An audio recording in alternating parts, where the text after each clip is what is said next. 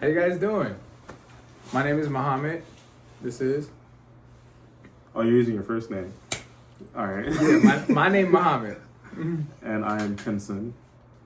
Yeah, and we're here. We're just reflecting. I'm a baby in the Navy. I think I'm about to hit my 10-month mark. So I just started. You? I'm about to hit my first year. Yeah. I'm like a month away. So. You know what I'm saying? So we're gonna make a YouTube channel. Why not? Right? Why you join the Navy? Well, to be honest, I would say the Navy is like a stepping stone. Okay. Like, I just wanted to do something that would like better myself. Mm-hmm. Like, because I was in college, but I kind of got bored with college. I was like, what am I really doing? Yeah. Like, in the future, because it's like college, yeah, having a degree is cool, but then it's like you also have to have like internships, like experience, all this other stuff. Like, you don't just come out of college like making like $50,000-$60,000 a year. Usually you have to like build your way up or something like that. Right. And I'm like, why not do something that has the same, like similar benefits that I could get paid while doing and get like kind of different experiences. Like, I might end up in Japan in a few months, or might end up in Spain or something. Like, you can't really do that with college unless you do like the study abroad or something, but even then you have to pay for it. Definitely, yeah. So I was like, I went to a recruiter, talked to him for like a few days, did a bunch of research. Well, I did research for like a month before I went to a recruiter. Yeah. Because I heard recruiters are sketchy. My recruiter was actually pretty cool. Mine was too. So Yeah, it wasn't sketchy at all.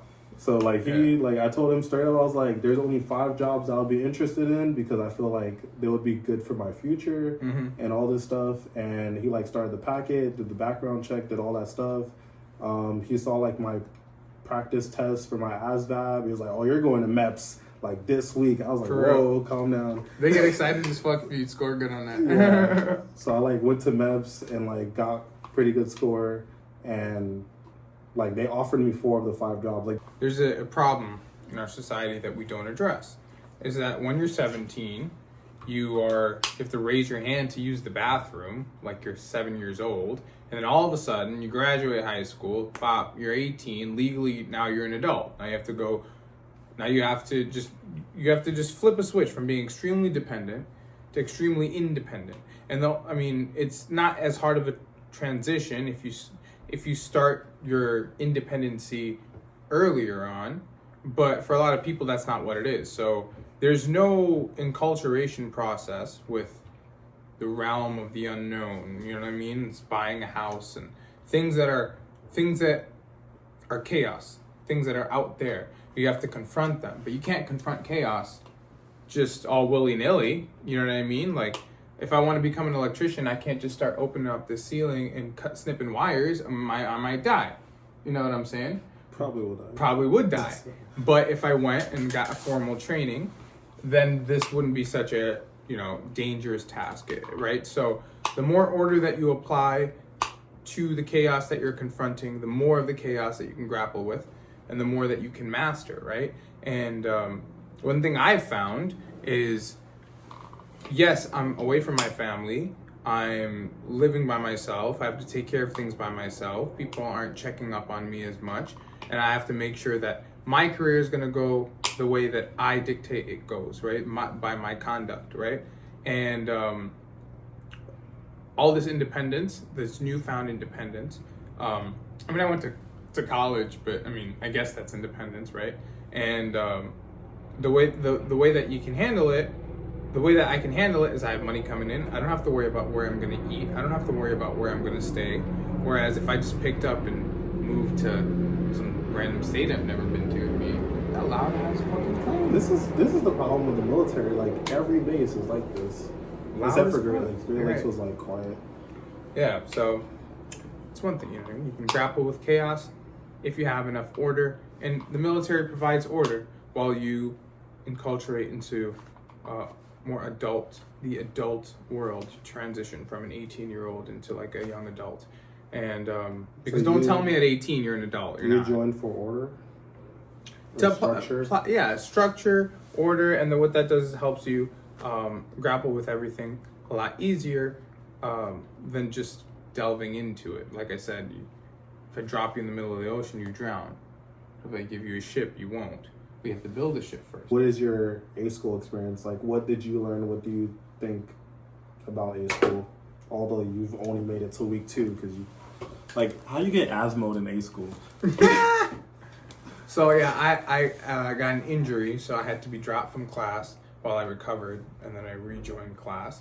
So yeah, I've been here for a while.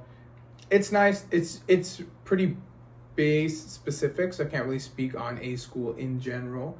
We're at a base in San Diego. We're at a training base, and it's alright. It's just you're treated like a high schooler. I feel like I'm treated like not even 18-year-old. I feel like I'm treated like a 12-year-old sometimes. Not in the way that they speak to me. Well, it's kind of like college in a way. I guess it's just like, oh, you're a grown man.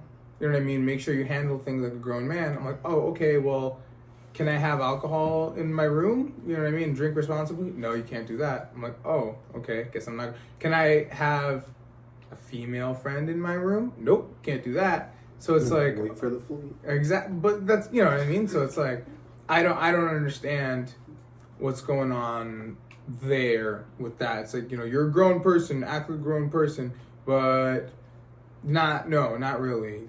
So, I mean, yeah, it's going, you're here for school, focus on school, but, yeah, I just wish there was a little bit more freedoms, but that's what I signed up for, you know what I'm saying? Oh, well, I had a completely different experience because I had to go through ATT. And Dude, that was... being stuck in Great Lakes. That was something different. The Great Lakes, like, if you decide to be an FC or ET or HT, there's a bunch of rates that go to Great Lakes for training. Like, if you stay in Great Lakes for your A school, it's pretty restricted. And it's like you need a Liberty Buddy to leave your barracks. Like, you can't even leave your barracks without signing out and getting a Liberty Buddy. Well, to go off base, you need a Liberty Buddy. To go to, like, get food or something on base, you could do it by yourself, but you still have to sign out. You have to be accountable. There's like all these things and procedures. There's like a whole daily schedule and all that stuff. And like over there, like it was like, it's what you make of it. Like I made it fun. I went to Chicago. I explored. I had fun.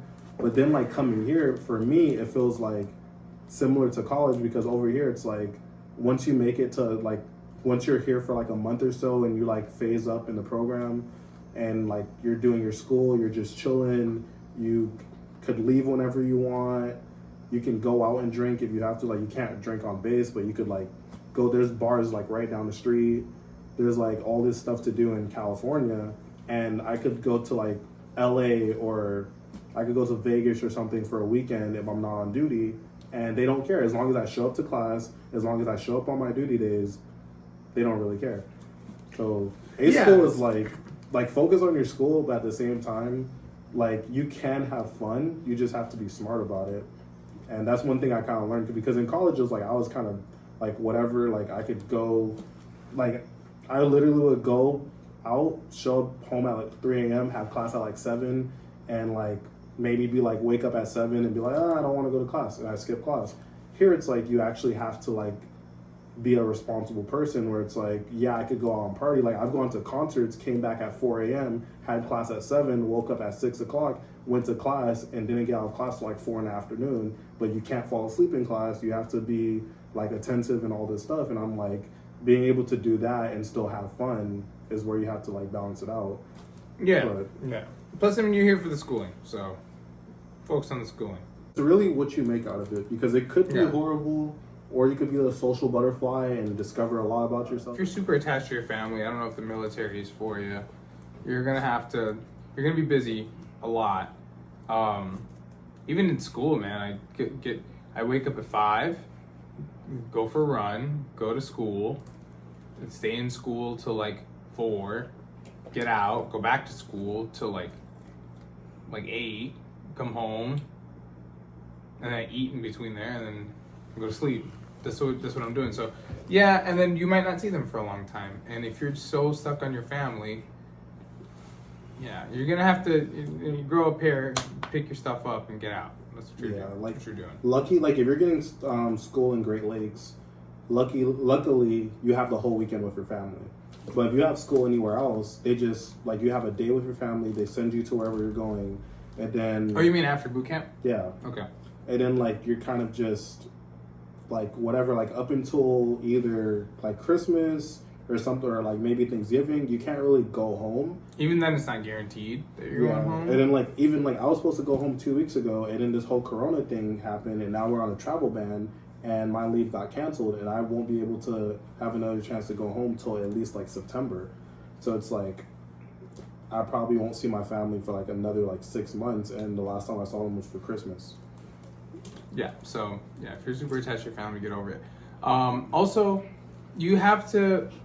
It kind of forces independence. You have to, if you're the type of person to get super duper close with the people that you're with, and you guys are like a family to me now, yeah, stop. What's wrong with you? Don't do that. Well, I mean, the Navy, to me, everybody's like, because I'm super cool, and everybody's like, all right. I'm your own dick here. Not like, I'm super cool with people. Like, I don't like, I guess, burning bridges and all that stuff. Like, I try to like, be cool with everybody. I mean, you don't have to burn bridges. It's just like, I'm never going to see any of you guys again when I leave here. I mean, you can. That's the thing about the Navy, which is weird. Like, you could end up on a deployment and their ship just happens to be there or something.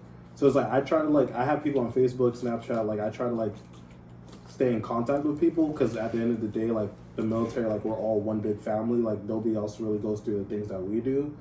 But it's like I'm here for, like, a year and a half. And I've watched so many people come and go because they're only here for A school, and I have like C school and all this other stuff. Were they like family to you? I mean, some of them were like cool friends, and it's like, damn, now they're leaving. And or like some of them were even in my A school, and I was like, oh yeah, like we hung out, we went to get food, we done all this stuff, and then now it's like a month or two later, they're gone, and I'm like, now I gotta find like new people to be cool with. So it's like you can't really get super attached to people, at least when you're in school. Like when you're on a ship, you're usually there for like 3 years or something. So it's like, yeah, I'm just prepared to pick up, move. You're gonna meet a lot of cool people that you're never gonna see again. Some people have the Navy as their personality. They have an absence of a personality, so they fill that void with Navy, and they have this conflated, it's ostensibly virtuous, aura of patriotism, but it's really a narcissistic. I mean, it's a narcissistic thing that they do, that they love the praise of being in the Navy, and they'll talk. I mean, I've heard people talk about the hardships of being in the Navy, and they've been in for like 3 months. Like they make these long posts on Facebook. They'll go through like these boot hard camp and be like, "Oh my God, boot camp was horrible," and they've never been on a ship. Yeah, but and they're like, "Oh, they like feel this, like this journey whole... that I'm on, it was so difficult." And shut up! It's I've been in for like a year, and I'm like, I haven't even seen the fleet, so it's like I don't know what I'm doing. I call myself a baby sailor. Like I'm just at school, I'm just chilling. Dude, relax, okay? And stop thinking that you're some type of hero if you're in the Navy. Stop. You're not. Until you've been in a firefight, or you had a torpedo shot at your ship, or you fucking had missiles shot at your airplane. Until those things happen, you're not a hero. You're just some guy. Literally, you're just wearing a uniform. You gotta realize that it's like just regular. Everyone's regular people in the Navy. You know what I'm saying? There's no like. Yeah, like NMTs. Some people don't like them. Some people say this and that, but it's like they're people too. They go home. They have families. Yeah, like people you can have conversations with like your chiefs, your petty officers. You have this weird view of people in the Navy where they're robotic. And they're like a kind of homogenous opinions among the people. Homogenous? Yeah. Okay. Like everyone together. That's what it means. Yeah. I'm just like. What is with you and my vocabulary? What's the problem? What's the issue? That's my question. Dictionary.com. Okay, so not everyone has the same opinion. Is that better? Okay. So not everyone does, and you gotta realize we're just made up of individuals. Everyone's individual. And I don't know, this weird thing they said in boot camp all the time. You're still an individual, which is like, duh. Oh, what do you want? Yeah, they say you act like an individual because you're supposed to be this family or this, like, it's like one team, one fight. It's really not one team, one fight. Like that. Like it is, but it's not. It's like, if I like you, I got you. But if I don't like you, die. It's not even basically. It's more like you'll discover some people will throw you under the bus to cover their own ass. Like some people are really like selfish when it comes to like certain things. Like they'll be like, oh yeah, this and that, and they won't help anybody else out. Like backstab. Idealistically, it's supposed to be like everybody like has each other's back, but you're gonna know some people don't really have your back. And what's crazy is they're fine. They succeed. Yeah, it's like that's one thing you kind of just learn while you're in. You're like, wow, you can't necessarily trust everybody with everything. Like you have your small group or however many people that you're really cool with, and like stick to that group. This year I kind of learned that like you ain't shit no matter what your rank is, like low key, because there's always somebody above you. And it's like you could be like a chief or something. There's like maybe a senior chief or a master chief or an officer that still tells you what to do. Like you could be a petty officer and there's like chiefs and stuff, or like a first class. And it's like you kind of like you gotta accept that you ain't shit. Like you just gotta take whatever comes down the chain of command and just accept it. The thing is with this ranking system, it's very black and white, and this person is above this person, right? And when it comes to rank and technicalities and stuff like that. But I mean, you have to understand, like at the end of, like, so a lot of people get these big egos about themselves. They'll act like they're somebody, and what they will do is they will transpose suffering from one echelon to a lower echelon, and they'll take it out on their, their lower ranking compatriots. And what that does is, and what's crazy is when they do that, bro, couldn't you have just said that they're gonna like take? What? Could you just say they were gonna like pretty much like shit on the person under them? That's what I said. No, you went on a whole ass. Never mind. It's whatever. That's what I said.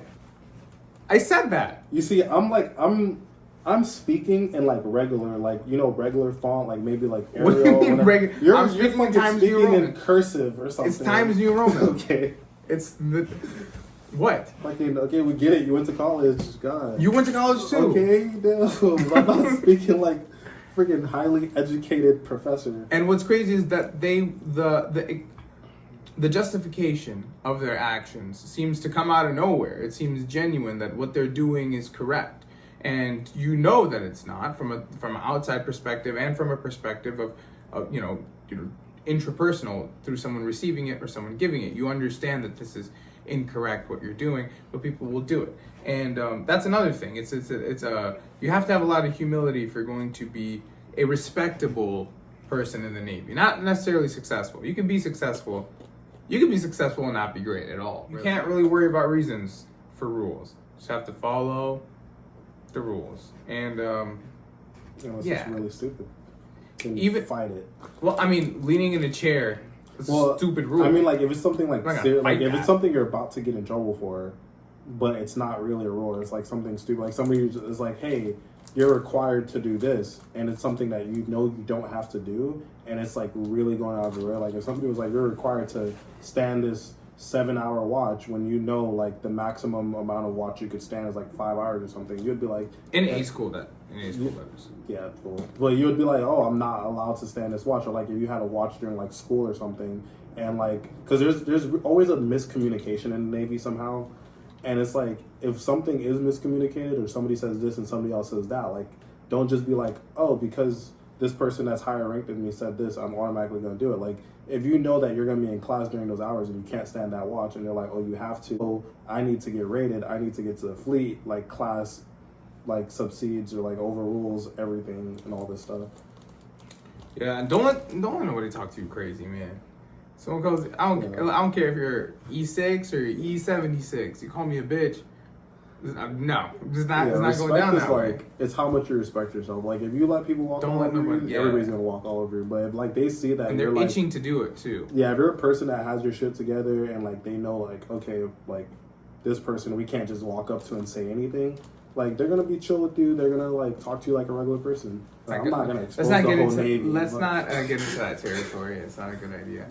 But if you look good, if you're if your uniform looks good, they're gonna assume you're a good sailor. Like, have a haircut, fresh shave, nice uniform. They're gonna be like, well, our haircuts are kind of messed up right now. Well, it's because of Corona. But they're like, I forgot what they called it. They put out new instructions for that. They're a little bit relaxed. But it's like, I need a haircut. You walk onto your ship. If you walk onto your ship, you have no idea what you're doing.